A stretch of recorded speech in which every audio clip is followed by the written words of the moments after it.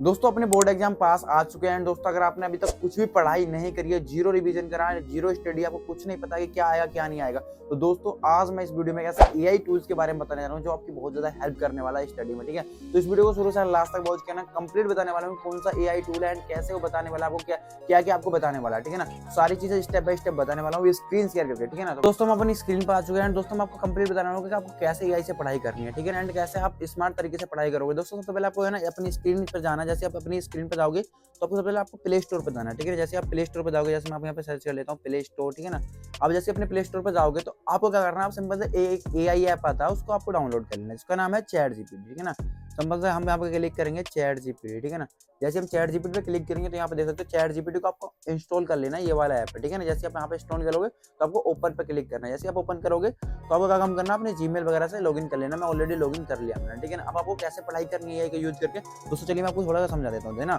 मान के चलो कि भाई मेरे को जो है ना, मेरे को इंग्लिश समझ में नहीं आती। ठीक है ना, इंग्लिश समझ में नहीं आती, मैं आपको इंग्लिश दिखाता हूँ। English class 12। ठीक है ना, मैं यहाँ पे डालूंगा इंग्लिश क्लास 12 एंड मैं यहाँ पे प्रॉम्प्ट डालूंगा। ठीक है ना, मैं आपको दिखा देता हूँ प्रॉम्प्ट क्या है मेरा। प्रॉम्प्ट डालूंगा कि भाई मैंने डाला है कि इंग्लिश क्लास 12 और इजी लैंग्वेज में शॉर्ट पॉइंट में समझाओ। ठीक है ना, देखो यहाँ पे आ चुका है भाई कौन सा यहाँ पे आया है कि इंग्लिश क्लास 12 का चैप्टर बताना पड़ेगा। अब चैप्टर हमको बताना पड़ेगा क्या चैप्टर, तो हम यहाँ बोल देंगे इससे।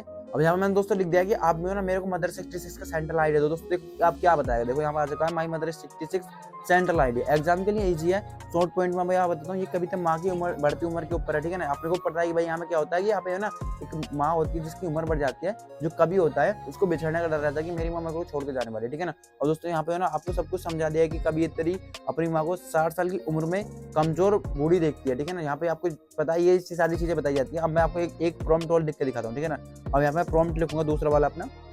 अब यहाँ पे लिख दिया मैंने कि इस चैप्टर में एग्जाम में आने वाले मोस्ट इंपोर्टेंट क्वेश्चन दो। ठीक है ना, तो यहाँ मैंने लिखा माई मदर इज 66 में अब इंपोर्टेंट क्वेश्चन कौन से रहेंगे, जैसे कवियत्री ने अपनी माँ के चेहरे को देखने की तुलना की।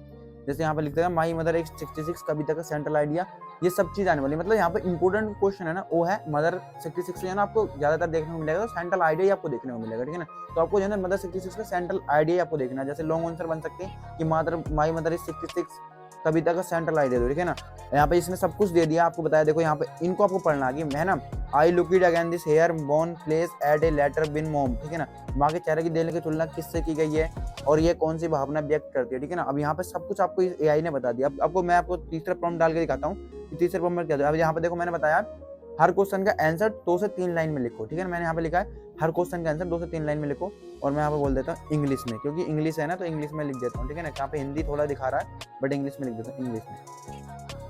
अब ये क्या करेगा भाई, इंग्लिश में हमको देगा। ठीक है ना, सब कुछ जो भी इंग्लिश में हमने बोला था इंग्लिश में देगा। तो दोस्तों मैं बताऊँ एआई यहाँ पे जो ना, आप एआई आपका टीचर है, आप यहाँ से कुछ भी पूछ सकते हो। एआई से जो चीज आप पूछोगे ना वो आपको जवाब देगा। जो भी आपको मन में कोई भी क्वेश्चन आ रहा है कि भाई हमको ये समझ में नहीं आ रहा, तो सब कुछ बताएगा। ठीक है ना, जैसे यहाँ पे मैंने लिखा है कि भाई इंग्लिश में दो। ठीक है ना, यहाँ पे आ चुका है। ठीक है, पोएम माई मदर इज 66, यहाँ पे आया short answer, why does this poet compare her mother face to a dead body. This poet compare her mother face a dead body to show her old age, weakness and place appearance and effectual this poet fear this losing her mother. ठीक है ना, यहाँ पे इसने सब कुछ बता दिया आपको। एंड दोस्तों अगर आपको यहाँ पे ये चीज बोलनी है कि भाई मेरे को हिंदी भी दो साथ में, हिंदी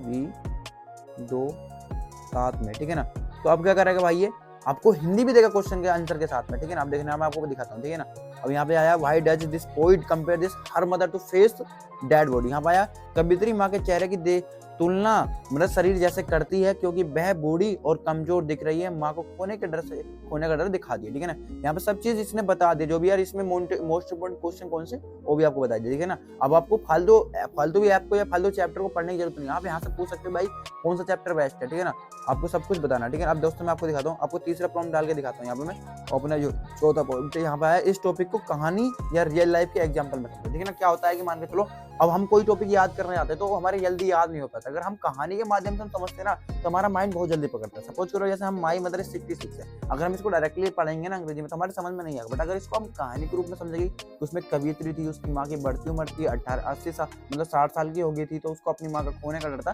तो अगर हम कहानी के माध्यम से समझेंगे तो बहुत जल्दी याद होता है। ठीक है ना, और मैं आपको सब कुछ ये चीज बता रहा हूँ। ठीक है ना, तो यहाँ पे दोस्तों देखो मैंने यहाँ पे लिखा कि भाई इस टॉपिक को कहानी या रियल लाइफ एग्जाम्पल में समझाओ। जैसे यहाँ पे आ रहा है कि रामू की माँ 66 साल की उम्र में थोड़ी कमजोर और थकी हुई लग रही थी। एक दिन रामू ने उसे सड़क पर छोड़ने के लिए ले जा रहा था जब अपनी माँ के चेहरे को देखकर डर गया। माँ की आंखें थकी हुई, चेहरा पीला और निषेध था। रामू को लगा काश माँ हमेशा मेरे साथ रहे, क्योंकि वह जल्दी ना चल पाई, ठीक है ना। अब दोस्तों इसने हमको पूरी स्टोरी बना के दे दी। अब हमारे माइंड में घुस चुका है कि भाई क्या है कि एक रामू था जिसकी माँ थी जो 66 साल मतलब 60 साल की हो चुकी, मतलब 66 सॉरी रामू था जिसकी माँ 66 साल की हो चुकी थी और उसकी है ना माँ कमजोर लग रही थी उसको और उसकी आंखें पीली पड़ चुकी थी। ये सारी चीजें हमारे समझ में माइंड में घुस रहा है कि भाई हाँ था।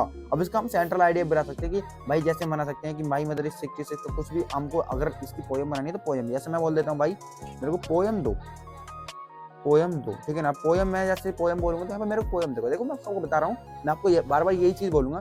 ये जो ना आपको टीचर है, आप जो चाहो इससे पूछ सकते हो, ठीक है ना। अब मान के लो टीचर से तो पूछने में आप घबराते हो कि यार क्या पूछे क्या नहीं, क्या हमको बता पाएंगे नहीं। बढ़िया आपको सब चीज बता दो, जो भी आपको माइंड में चल रहा है ना वो सारी चीजें यहाँ पे बोल दो, सब चीज आपको बताएगी। भाई कौन सा चैप्टर आपको समझ में नहीं आ रहा वो बोलेगा, ठीक है ना।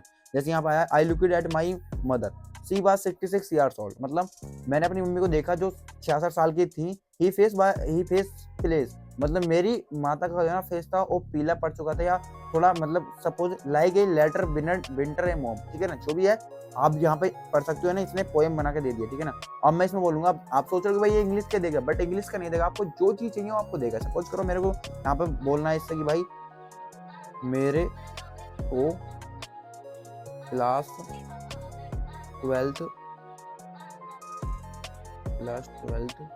यूपी बोर्ड आर्ट्स साइड का फुल चैप्टर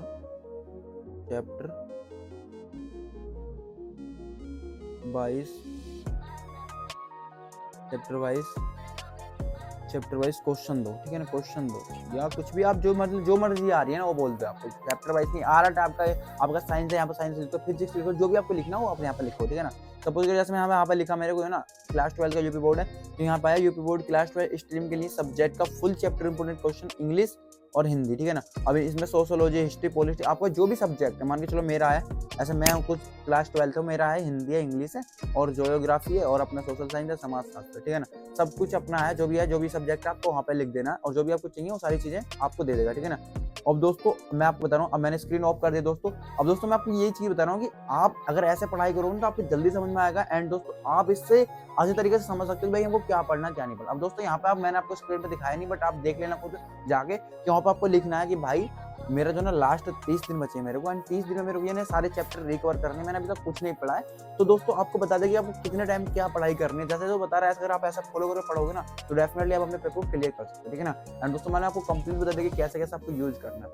तो दोस्तों मैं आपको यही बता रहा हूँ कि जल्दी जाओ एआई का सही तरीके से यूज कर लो, क्योंकि भाई आप यूट्यूब के ऊपर जाओगे तो आप 4-5 घंटे की वीडियो पढ़िए, उनसे कुछ नहीं होने वाला है। वहाँ पे क्या करेंगे, अपने आप को प्रमोट करते भाई हमारा ऐप डाउनलोड करो, और आप आपको 500, 1000, 2000, 5000 तक के रुपए मांगते हैं तो आपको कुछ भी देने की जरूरत नहीं है, क्योंकि आप एआई जो ना इतनी आगे जा चुका है कि अब एआई जो ना उन टीचर को छोड़ने वाला है जिनको खुद नहीं आता है और वो पढ़ाने चलते हैं, ठीक है ना। एआई के ऊपर जाओ, एआई से बोलो जो भी आपके मन में माइंड में आ रहा नहीं, आप पढ़ाई कर सकते हो, आप ऑनलाइन पैसा भी कमाना सीख सकते हो इससे, ठीक है ना। जो चीज आपके मन में आ रही है वो आप यहाँ पे जाओ और बोल दो, सिंपल है, ठीक है ना। दोस्तों अगर आपको ये वीडियो थोड़ी भी हेल्पफुल लगी हो तो कुछ नहीं कर रहा, इस वीडियो को लाइक करो एंड हमारे चैनल को सब्सक्राइब कर लो, कि एआई से रिलेटिव एंड एआई का सही यूज करना हम आपको सिखाते हैं। एंड दोस्तों नेक्स्ट वीडियो में बताएंगे कि एआई का सही यूज कैसे करें, एंड एआई का सही यूज करके लास्ट 30 दिन का प्लान बनाए जिससे हम 30 दिन में अच्छी तरीके से पढ़ाई कर सकें एंड अपने पेपर को क्लियर कर सकें, ठीक है। तो मिलते हैं नेक्स्ट वीडियो में, तब तक के लिए जय हिंद, जय भारत, जय श्री राम।